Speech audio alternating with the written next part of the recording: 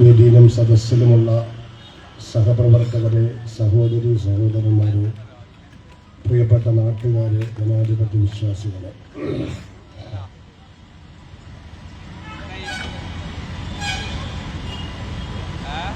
ഈ പ്രദേശത്തെ ഉത്തരവാദിത്തപ്പെട്ട രാഷ്ട്രീയ പ്രസ്ഥാനമെന്ന നിലയിൽ സമകാലിക രാഷ്ട്രീയ സാഹചര്യങ്ങളെക്കുറിച്ച് വിശദീകരിക്കുകയും പാർട്ടിയുടെ ആശയം തിരിച്ചറിഞ്ഞ് കടന്നു വരുന്നവർക്ക് അംഗത്വം നൽകുകയും അതോടൊപ്പം കഴിഞ്ഞ ത്രിതല പഞ്ചായത്ത് തെരഞ്ഞെടുപ്പിൽ സാമ്പ്രദായിക സൃഷ്ടിച്ച പ്രതിരോധങ്ങളെ അതിജീവിച്ചുകൊണ്ട് വിജയം വരിച്ച ത്രിതല പഞ്ചായത്ത് അംഗങ്ങൾക്കുള്ള സ്വീകരണം നൽകുകയും ചെയ്യുന്നതൊക്കെയാണ് ഈ പ്രോഗ്രാമിൻ്റെ താല്പര്യം. ഇതേ സന്ദർഭത്തിൽ കേരളത്തിൽ വ്യാപകമായി പാർട്ടി അവകാശ നിഷേധങ്ങൾക്കെതിരെ പൗരാവകാശ സംരക്ഷണത്തിലുള്ള റാലി നടത്തിക്കൊണ്ടിരിക്കുന്ന ഒരു രാഷ്ട്രീയ പശ്ചാത്തലം കൂടി നമ്മുടെ മുന്നിലുണ്ട്. എനിക്കെന്നെ കേൾക്കുന്ന എൻ്റെ പ്രിയപ്പെട്ടവരോട് ഓർമ്മപ്പെടുത്താനുള്ളത്, ഈ പാർട്ടിയുടെ പ്രവർത്തനം ഒരു ഭാരിച്ച ഉത്തരവാദിത്വമാണ്. ജനാധിപത്യ രാജ്യത്ത് ഒരു പൗരന്റെ പ്രഥമ ഉത്തരവാദിത്വം എന്താണെന്ന് ചോദിച്ചാൽ രാഷ്ട്രീയ പ്രവർത്തനത്തിൽ പങ്കാളിത്തം വഹിക്കുക എന്നതാണ്. നമുക്ക് കൃത്യമായ രാഷ്ട്രീയ ലക്ഷ്യമുണ്ടാകണം. ആ ദൗത്യം സത്യസന്ധമായി ഏറ്റെടുത്ത് അതിനെ വിജയിപ്പിക്കാൻ സമയം കണ്ടെത്തിയിട്ടില്ലെങ്കിൽ, ഞാൻ ആവർത്തിച്ച് പറയുന്നു, തലമുറയ്ക്ക് ഇവിടെ പൗരന്മാരെന്നും ജീവിക്കാൻ കഴിയില്ല. എന്താ സംഘപരിവാർ പറയുന്നത്? അവര് പറയുന്ന ഓരോന്നും നടപ്പിലാക്കിക്കൊണ്ടിരിക്കുക. എന്താ നടപ്പിലാക്കാത്തത്? ബാബരി മസ്ജിദ് പൊളിച്ചു, പകരം ആ വഖഫിന്റെ പുണ്യമായ ഭൂമിയിൽ അവര് ക്ഷേത്രം പണിതു. ഏക സിവിൽ കോഡ് കൊണ്ടുവരുന്നു. രാജ്യത്തെ മുസ്ലിം സമുദായത്തെക്കുറിച്ചും ക്രൈസ്തവരെ കുറിച്ചും അവർക്കൊരു നിലപാടുണ്ട്. അവകാശമില്ലാത്തവരായി ഇവിടെ കഴിയണം. വോട്ടവകാശം ഉണ്ടാകാൻ പാടില്ല, റേഷൻ കാർഡ് ഉണ്ടാകാൻ പാടില്ല, ഒരു തുണ്ട് ഭൂമി പോലും അവരുടെ പേരിലുണ്ടാകാൻ പാടില്ല. അങ്ങനെ അവകാശമില്ലാത്തവരായി, ഗവൺമെന്റിന്റെ ഹോസ്പിറ്റൽ പോലും പോകാൻ അവസരമില്ലാത്തവരായി എന്ന് പറഞ്ഞാൽ സ്വന്തമായി സാംസ്കാരിക തനിമ കാത്തു സൂക്ഷിച്ചുകൊണ്ട് അഭിമാനത്തോടെ ഇവിടെ ജീവിക്കാൻ പാടില്ല. അതിന് സഹായകരമാകുന്ന, വളർച്ചയ്ക്ക് സഹായകരമാകുന്ന ഒരു സമ്പത്തും ഉണ്ടാകാൻ പാടില്ല. അതുകൊണ്ടാണ് വഖഫ് സ്വത്ത് നിയമം മൂലം സംഘപരിവാർ ഗവൺമെന്റ് കൊള്ളയടിക്കുന്നത്. അതുകൊണ്ടാണ് SIR കൊണ്ടുവന്ന് പൗരന്മാരുടെ അവകാശം കവർന്നെടുത്തുകൊണ്ടിരിക്കുന്നത്. അത് മുസ്ലിങ്ങളെ മാത്രമല്ല, ഈ രാജ്യത്തിന്റെ പിന്നാക്ക ജനതയുടെ ഉൾപ്പെടെ. അങ്ങനെ ഇതെല്ലാം ചെയ്ത് RSS നിശ്ചയിച്ച ഒരു ഹിന്ദുത്വ രാഷ്ട്രത്തിലേക്ക്, ഭരണഘടനാ വിരുദ്ധമായ ഒരു രാജ്യത്തിലേക്ക് എത്തിക്കാൻ വേണ്ടി പരിശ്രമിക്കുമ്പോൾ, അതിന്റെ മുൾ സർവ്വതും പടറിപ്പോകുമ്പോൾ ഞാൻ എന്റെ പ്രിയപ്പെട്ടവരോട് ചോദിക്കുന്നു, ഇത് ജനാധിപത്യ രാജ്യമാണ്. അഭിമാനത്തോടെ ഭരണഘടനയ്ക്ക് വേണ്ടി ജിന്ദാബാദ് വിളിച്ച് ഈ രാജ്യത്തിന് ഒരു ബദൽ രാഷ്ട്രീയം വളർത്തിക്കൊണ്ടുവരാനുള്ള ഒരു ഉത്തരവാദിത്തം നാം നിർവഹിച്ചില്ലെങ്കിൽ ആര് ചെയ്യും? മനസാക്ഷിയോടാ ചോദിക്കണ്ടേ. അവനവൻ ചോദിക്കണമനവന്റെ മനസാക്ഷിയോട്. ഞാൻ ചോദിക്കുന്നത്, നമ്മൾ ആരല്ല പ്രതീക്ഷയർപ്പിക്കുന്നത്? രാഷ്ട്രീയ വിരോധം മാത്രം പറയുകയില്ല. പാണക്കാട് കുടുംബം നോക്കുമെന്നാണോ? രാഹുൽ ഗാന്ധി നോക്കുമെന്നാണോ? പിണറായി സഖാവ് നോക്കുമെന്നാണോ? ആരെയാണ് നമ്മൾ ഏൽപ്പിക്കുന്നത്? ഒരു ബദൽ ഇവിടെ വളർത്തിക്കൊണ്ടുവരേണ്ട ബാധ്യത ആർക്കാണ്? RSSുമായി സഹകരിക്കൽ, അഭിമാനമായി അനുസ്മരിക്കുന്ന ഈ ജീർണിതമായ സാമ്പ്രദായിക രാഷ്ട്രീയത്തോടൊപ്പം സഞ്ചരിക്കാൻ ആത്മാഭിമാനമുള്ളവർക്ക് കഴിയുമോ? RSSന്റെ ചരിത്രം എന്താ? സംഘപരിവാറിന്റെ ചരിത്രം എന്താ? എന്ത് ന്യായമാണുള്ളത് അതിന്? എന്ത് യുക്തിയാണ് അതിനുള്ളത്?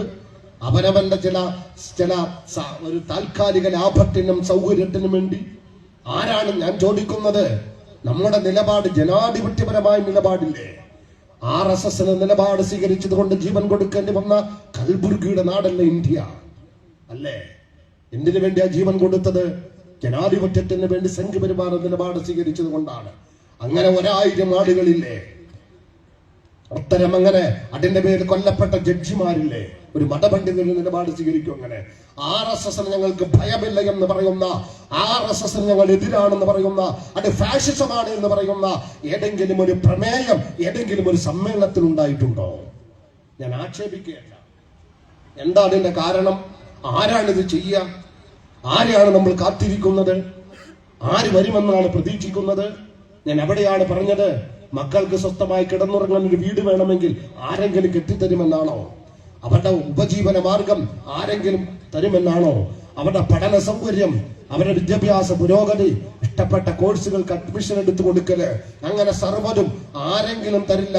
ഞാൻ തന്നെ മുൻകൈ എടുക്കണമെന്ന് വിചാരിക്കുന്നുവെങ്കിൽ അതെ, ജനാധിപത്യ ഇന്ത്യയുടെ പൗരന്മാർക്ക് അന്തസ്സോടെ ജീവിക്കാൻ, അഥവാ എന്റെ മക്കൾ ഉൾക്കൊള്ളുന്ന, എന്റെ നാട്ടുകാർ ഉൾക്കൊള്ളുന്ന ഈ രാജ്യത്തിന്റെ പുതിയ തലമുറയ്ക്ക്, ഭാവി തലമുറയ്ക്ക് അഭിമാനത്തോടെ ജീവിക്കാൻ, അസ്തിത്വം സംരക്ഷിച്ച് ജീവിക്കാൻ, സ്വത്വബോധത്തോടെ ജീവിക്കാൻ ഞാൻ ചോദിക്കുന്നു.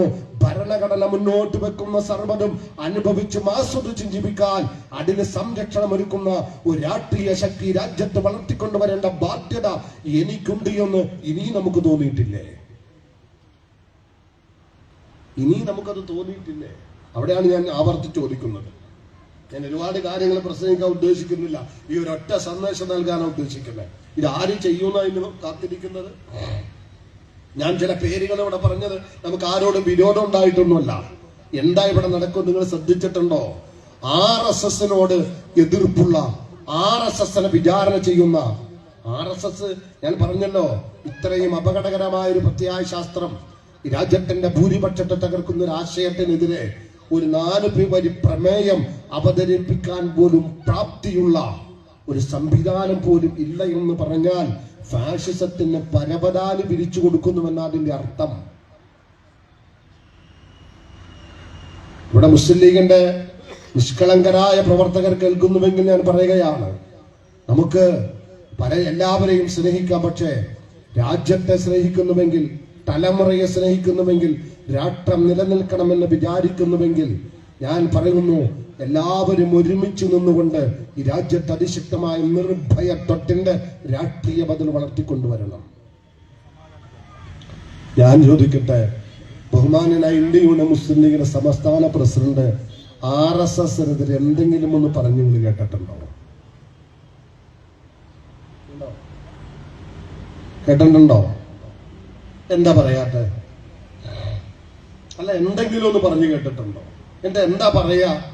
ഇവിടെ ഈ പഞ്ചായത്ത് ഉൾപ്പെടെ ഞങ്ങോട്ട് മഞ്ചേശ്വരത്തിന്റെ സ്ഥിതി എന്താ? അവിടെ SDP മഞ്ചേശ്വരത്ത് മത്സരിക്കുമെന്ന്, മത്സരിക്കുമോ എന്നതല്ല, അങ്ങനെ സ്റ്റേറ്റ് പ്രസിഡന്റ് ഒരു പ്രസ്താവന വന്നപ്പോൾ പലരെങ്കിലും മത്സരിക്കില്ലേ? ഞാൻ ചോദിക്കുന്നത്, അത് പാർട്ടി തീരുമാനിക്കേണ്ട കാര്യമാണ്. അതിന്റെ അഭിപ്രായം പറയുന്നില്ല. മത്സരിക്കില്ലോ എന്നതൊക്കെ അത് തീരുമാനിക്കേണ്ട കാര്യമാണ്. ഞാൻ അവിടെ ഈ കഴിഞ്ഞ തെരഞ്ഞെടുപ്പിനുൾപ്പെടെ ഇന്ത്യൻ യൂണിയൻ മുസ്ലിം ലീഗിന്റെ അഷ്റഫോ ഇവരെല്ലാം, വേറെ എല്ലാവരുടെ പേര് ഞാൻ പറയില്ല, എല്ലാവരും വന്നിരുന്ന് വോട്ടുറപ്പിച്ചു. ഞങ്ങൾക്ക് പൊളിറ്റിക്കൽ ഒരു ഡിമാൻഡ് മാത്രമേ ഉള്ളൂ. എന്നിട്ട് അവസാനം പിന്നെ ചെയ്തേണ്ട, ഇനി ഒരു SDP ഇവിടെ ഉണ്ടാകാൻ പാടില്ല എന്ന തീരുമാനത്തോടെ ആ ജയിച്ച പിറ്റേന്ന് മുതൽ തുടങ്ങി ദ്രോഹിക്കാൻ. RSSകാരനെതിരെ നിലപാട് പറയില്ല. RSSന് സൗകര്യം, RSSുമായി ചേർന്ന് ഈ പ്രസ്ഥാനത്തിന്റെ പ്രതിനിധികളെ തോൽപ്പിച്ചു. ഞാൻ ചോദിക്കുന്നത്, സമകാലിക ഇന്ത്യയിൽ RSSന്റെ സർവാധിപത്യത്തിൽ, ഫാഷിസത്തിന്റെ ഏകാധിപത്യത്തിൽ, ഈ നിഷ്ഠൂരമായ രാജ്യ സാഹചര്യത്തിൽ ഞാൻ ചോദിക്കട്ടെ പ്രിയപ്പെട്ടവരെ, RSSനെ വിചാരണ ചെയ്യാത്ത, RSSനെ പറയാത്ത, ഫാഷിസത്തെ തുറന്നു കാണിക്കാത്ത എന്ത് രാഷ്ട്രീയ ലക്ഷ്യമാണ് നമുക്ക് ഇവിടെ ഉള്ളത്? അതുകൊണ്ട് അപ്പൊ എന്താ പറയാ, ഞാൻ ഈ വിഷയം പറഞ്ഞ് വേറെ ചിലതിലേക്ക് പോകും. ഞാൻ അതിലേക്കൊന്നും പോകുന്നില്ല. അതുകൊണ്ട് എന്റെ പ്രിയപ്പെട്ടവരോട് ഓർമ്മപ്പെടുത്തുകയാണ്, എന്റെ മുന്നിലിരിക്കുന്നവരോട്, നമ്മൾ ഈ ഒരു സമ്മേളനത്തിൽ പങ്കെടുക്കുന്ന ഒരു ഉത്തരവാദിത്വം മാത്രമല്ല നമുക്കുള്ളത്. മനസ്സിൽ കരുതണം, മനസ്സിൽ തീരുമാനിക്കണം, എനിക്ക് ലക്ഷ്യമുണ്ട്, എന്റെ സമയം ഞാൻ വിനിയോഗിക്കും, എന്റെ ചിന്തകളെ വിനിയോഗിക്കും, എന്റെ കർമ്മപദത്തെ ഞാൻ സജീവമാക്കും. എന്തിനു വേണ്ടി? അത് രാജ്യത്തിന് വേണ്ടിയാണ്, അത് രാഷ്ട്ര നിവാസികൾക്ക് വേണ്ടിയാണ്. രാജ്യത്തിന്റെ ഭരണഘടന നിലനിന്നില്ലെങ്കിൽ മതസ്വാതന്ത്ര്യമില്ല. ഞാൻ പറഞ്ഞല്ലോ, അവകാശ നിഷേധങ്ങൾ നിരന്തരമായി വന്നുകൊണ്ടിരിക്കുക.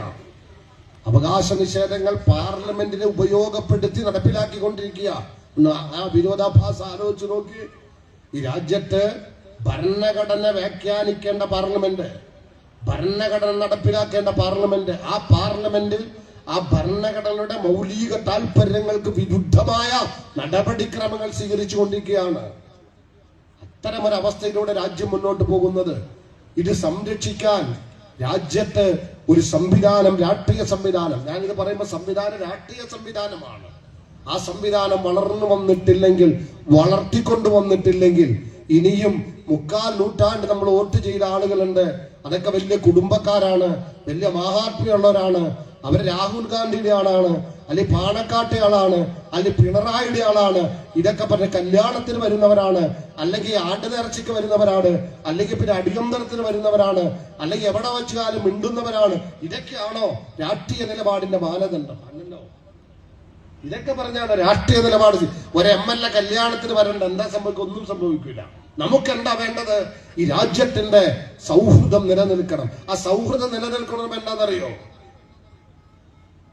നിങ്ങള് സുഡാപ്പികളുള്ളതുകൊണ്ട് സൗഹൃദം നഷ്ടപ്പെടുക എന്നാ പറയാം. അതെന്താ കാരണം?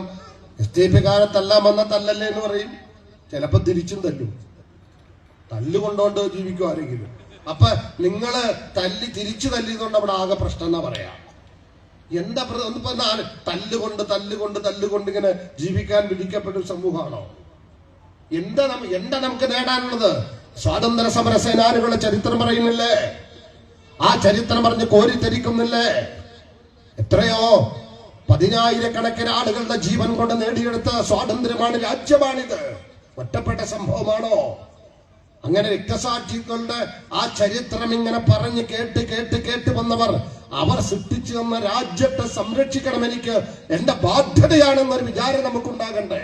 ഒരു ബന്ധവും രാജ്യവുമായിട്ടില്ലാത്ത ഫാഷത്തിന്റെ കയ്യിൽ, കുരങ്ങന്റെ കയ്യിലെ പൂമാല പോലെ രാജ്യത്തെ വലിച്ചെറിഞ്ഞിട്ട് എന്താ കാണിച്ചുകൊണ്ടിരിക്കണേ? ഞാൻ പറഞ്ഞ മുസ്ലിങ്ങളുടെ മാത്രം പ്രശ്നമായിട്ടല്ല. 50 രൂപയ്ക്ക് പെട്രോളും ഡീസലും കിട്ടുമെന്ന് പറഞ്ഞു BJP ഒന്നാ. ഇപ്പൊ പെട്രോളിന്റെ വിലക്കയറ്റത്തിന്റെ പ്രശ്നം മുസ്ലിങ്ങളുടെ മാത്രം പ്രശ്നമാണോ? ക്രൈസ്തവരുടെ പ്രശ്നമാണോ? ഇന്ത്യയിലെ മുഴുവൻ ജനതയുടെ പ്രശ്നമാണ്. നമ്മൾ മനസ്സിലാക്കണം. രാജ്യത്തിന്റെ സമ്പത്ത് നമ്മൾ അറിയേണ്ടത് 100-ൽ താഴെ വരുന്ന ആഭ്യന്തര മൂലധന ശക്തികൾ, ആഭ്യന്തര മുതലാളിമാർ, ഭരണകൂടം പരിപോഷിപ്പിച്ച മുതലാളിമാര്. നിങ്ങൾ നോക്കിയേ, പുതിയ സ്വകാര്യ മേഖലയിൽ ആണവ നിലയങ്ങൾ വരികയാണ്. അപ്പൊ തന്നെ തട്ടിക്കൂട്ടി അദാനി കമ്പനി ഉണ്ടാക്കി അദാനിയുടെ ആക്കുവാണ്. രാജ്യത്തിന്റെ ആണവ നിലയം അദാനിക്ക്, സീപോർട്ടും എയർപോർട്ടും അത് മുഴുവനും അദാനിക്ക്, പെട്രോൾ പമ്പ് മുഴുവനും അദാനിക്ക്, രാജ്യത്തിന്റെ സാങ്കേതിക വിദ്യ അദാനിക്ക്, പണം എന്ന് വേണ്ട സർവ്വതും അദാനിക്ക്, രാജ്യത്തിന്റെ സമ്പത്ത് അദാനിക്ക്, രാജ്യത്തിന്റെ വിദേശ നയം അദാനിക്ക് വേണ്ടി. അതുകൊണ്ട് ഈ രാജ്യത്തിന്റെ, ഞാൻ പറഞ്ഞത്, 100-ൽ താഴെ വരുന്ന പ്രമാണിമാരുടെ കയ്യിലുള്ള പണം അത് ഈ രാജ്യത്തെ വികേന്ദ്രീകൃതമാക്കാൻ തീരുമാനിച്ചാൽ ഓരോരുത്തർക്കും വീതം വെച്ച് 1 ലക്ഷം രൂപ വീതം കൊടുക്കുക. ഇന്ത്യയിലെ 141 കോടി ജനതയ്ക്ക് ഓരോ ലക്ഷം രൂപ വീതം കൊടുക്കാൻ പറ്റുന്ന സമ്പത്തുണ്ട്. അത് എവിടെ നിന്ന് കിട്ടിയതാണ്? എങ്ങനെ ഉണ്ടാക്കിയതാണ്? ഞാൻ പറഞ്ഞതുകൊണ്ട് ഇത് മുസ്ലിങ്ങളുടെ മാത്രം പ്രശ്നമാണ്. ഇപ്പൊ കർഷകരുടെ രാജ്യത്ത്, നമ്മുടെ കേരളത്തിൽ, ഇന്ത്യയിൽ കർഷകർക്ക് വലിയ പ്രാധാന്യമുണ്ട്. കാസർഗോഡുകാർക്ക് അതിന് എത്ര താല്പര്യം എനിക്കറിയില്ല. കർഷകർ ഈ രാജ്യത്തിന്റെ ക്രയശേഷി, GDP നിലനിർത്തുന്നതിൽ, വളർത്തുന്നതിൽ നിർണായകമായ പങ്ക് കർഷകർക്കുണ്ട്. ആ കർഷക താല്പര്യം മുഴുവനും തകർത്ത് അമേരിക്കയുമായി ഏതോ ഒരു ഫയലിനെ പേടിച്ച് കരാറിൽ ഏർപ്പെട്ട ഇന്ത്യയുടെ പ്രധാനമന്ത്രി. എങ്ങോട്ടാ പോക്ക്? ഇതൊക്കെ കണ്ടിട്ട് ഇത് ഞങ്ങളെ ഒന്നും ബാധിക്കുന്ന പ്രശ്നമല്ല. അത് മലപ്പുറത്തുകാരും പാണക്കാട് നോക്കും, അല്ലെങ്കിൽ പിണറായി നോക്കും, അല്ലെങ്കിൽ രാഹുൽ ഗാന്ധി നോക്കും, അല്ലെങ്കിൽ പുതിയ ജാഥക്കാർ നോക്കും എന്നൊക്കെ വിചാരിച്ചിങ്ങനെ ഇരുന്നാൽ 75 കൊല്ലം ഇതൊക്കെ തന്നെയല്ലേ നമ്മൾ ചെയ്തത്?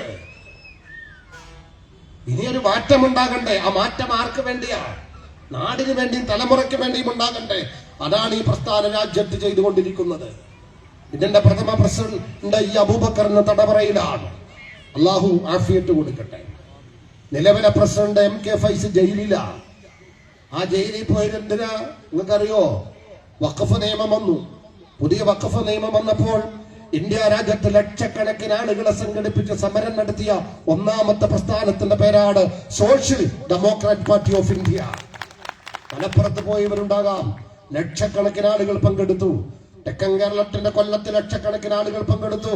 തമിഴ്നാടിലും കർണാടകയിലും ബീഹാറിലും ഛത്തീസ്ഗഡിലും എന്നും വേണ്ട രാജ്യവ്യാപകമായി ആ ബില്ലിനെതിരെ സമരം നടത്തി. അങ്ങനെ ഒരാഹ്വാനം കൊണ്ട് ലക്ഷക്കണക്കിന് ആളുകളെ സംഘടിപ്പിച്ച് സമരസജ്ജരാക്കിയ ഒരു നേതാവിന്റെ പേരാണ് MK ഫൈസി എങ്കിൽ അദ്ദേഹം ഇന്ന് ED പേരിൽ നിന്ന് ജയിലിലാണ്. എന്നിട്ട് എന്തൊക്കെയാ നിങ്ങള്, ഞാൻ നിഷ്കളങ്കരോടാ പറയുന്നത്. എന്താ പറയാന്നറിയോ? ഇവിടെ കേരളത്തിന്റെ പല ഭാഗത്ത് മുസ്ലിം ലീഗിന്റെ ചില സുഹൃത്തുക്കൾ പറഞ്ഞത് ED വരും, NIA വരും. എപ്പോഴാ? SDPക്കാർ ജയിച്ച. അതൊക്കെ പറയുമ്പോ വേറെ ഒരുപാട് പറയേണ്ടി വരും. പറയാട്ടെന്താണെന്നറിയോ? നമുക്കൊക്കെ വിശ്വാസി എന്ന മൂല്യമുണ്ട്. നമ്മൾ പറയുന്നതിനൊക്കെ ഒരു വിചാരണ ഉണ്ടാവുന്ന ഒരൊറ്റ വിശ്വാസമുണ്ട്. അതുകൊണ്ട് ചിലതൊക്കെ പറയാത്തതാ. ED പേടിച്ചും പിന്നെ മോഡിനെ പേടിച്ചും അങ്ങനെ പേടിച്ച് എങ്ങനെ മുമ്പോട്ട് പോകാൻ പറ്റുക? ഒരു വിശ്വാസി എന്ന നിലയിൽ എന്താ ഇതിന്റെ അർത്ഥം? വിശ്വാസിയെ സംബന്ധിച്ച് വിശുദ്ധ ഖുർആൻ പറഞ്ഞ കാര്യം തന്നെ, ഒരു വ്യക്തിക്ക് ഒരു സമൂഹത്തിൽ നിലനിൽക്കാൻ 2 ഗുണം വേണ്ടത്. ഒന്ന് നിർഭയത്വം, മറ്റൊന്ന് ദാരിദ്ര്യമില്ലാത്ത, കഴിക്കാൻ എന്തെങ്കിലും വേണം. അതൊരു വലിയ അനുഗ്രഹമാണ്. പേടിച്ച് പേടിച്ച് പേടിച്ച് ആരെ പേടിച്ച് എത്ര കാലം ഇങ്ങനെ ജീവിക്കും? ഇതിനകത്ത് തോന്നിവാസിയാവണമെന്നല്ല. ഈ പ്രസ്ഥാനത്തിന്റെ പ്രിയപ്പെട്ട നിഷ്പക്ഷരായി നിങ്ങൾ വിചാരണ ചെയ്യണം. ഇത് തല്ലാനുള്ള പ്രസ്ഥാനമല്ല. ഇത് തെരഞ്ഞെടുപ്പിൽ മത്സരിക്കുന്ന പാർട്ടിയാ. പക്ഷെ തല്ലാൻ വന്നാൽ തടുക്കും, അത്രേ ഉള്ളൂ. അങ്ങ് തല്ലാൻ പോകില്ല. മുസ്ലിം ലീഗിനോട് അന്ധമായ വിരോധമില്ല. ഞങ്ങൾക്ക് ഒരു ഐഡിയോളജിയോട് വിരോധമുണ്ടെങ്കിൽ അത് ഫാഷിസത്തോട് മാത്രമാണ്. അവിടെ എനിക്ക് കോംപ്രമൈസ് ഇല്ല. RSS വിട്ടുവരുന്നവരെയും അംഗത്വം കൊടുത്ത് സ്വീകരിക്കുന്ന പാർട്ടിയുടെ പേരാണ് social democratic party of India. അവിടെയും നമുക്ക് പരിമിതിയില്ല. മതമുള്ളവനോ മതമില്ലാത്തവൻ എന്ന പരിമിതി പോലുമില്ല. ഞങ്ങൾക്ക് വിരോധമില്ല, ഞങ്ങൾക്ക് വിയോജിപ്പ് നിലപാടുകളോടാണ്. RSSനെ തറവാടിന്റെ അകത്തളത്തിൽ വിളിച്ചിരുത്തി അവർക്ക് സൽക്കാരം കൊടുത്ത് ആ നേതാക്കളോട് സൗഹൃദം കൊണ്ട് എന്നിട്ട് ഈ സമൂഹത്തിൽ പ്രവർത്തിക്കുന്ന ചില രാഷ്ട്രീയ പ്രസ്ഥാനങ്ങൾക്കെതിരെ നിരന്തരമായി തെറ്റായ പ്രചരണം നടത്തുന്ന ആ ഒരു നപുംസക നിലപാടിനോടുള്ള വിയോജിപ്പ ഞങ്ങൾ പറയാ. അത് പിന്നെ ഞങ്ങൾ പറയണ്ടേ? അത് വേറെ ആര് പറയും? അതുകൊണ്ട് ഞാൻ പറഞ്ഞത്, ഇത് ഞങ്ങൾ ഇവിടെ നിന്ന് പറയുമ്പോൾ ഗുജറാത്തിൽ നിന്ന് പറയുന്നുണ്ട്, UP ബീഹാറിലും പറയുന്നുണ്ട്, ഛത്തീസ്ഗഡിലും പശ്ചിമ ബംഗാളിലും പറയുന്നുണ്ട്, രാജ്യവ്യാപകമായി പറയുന്നുണ്ട്. കഴിഞ്ഞ ദിവസം എന്നല്ല, നിരന്തരമായി UDF സംവിധാനം പറയുന്ന ഒരു കാര്യമുണ്ട്. ബാബറി മസ്ജിദ് തകർത്തതിന് ശേഷം കേരളത്തിൽ ഒരു കലാപം ഉണ്ടാകാതിരുന്നത് ഇന്ത്യൻ യൂണിയൻ മുസ്ലിം ലീഗ് ഉള്ളത് കൊണ്ടാണ് എന്ന്. സത്യത്തിൽ വളരെ തെറ്റായൊരു തോന്നലാണത്. കാരണം ഇന്ത്യൻ യൂണിയൻ മുസ്ലിം ലീഗ് പറയുന്ന ആളുകളല്ല കേരളത്തിന്റെ പൊതു മുസ്ലിം സമുദായം.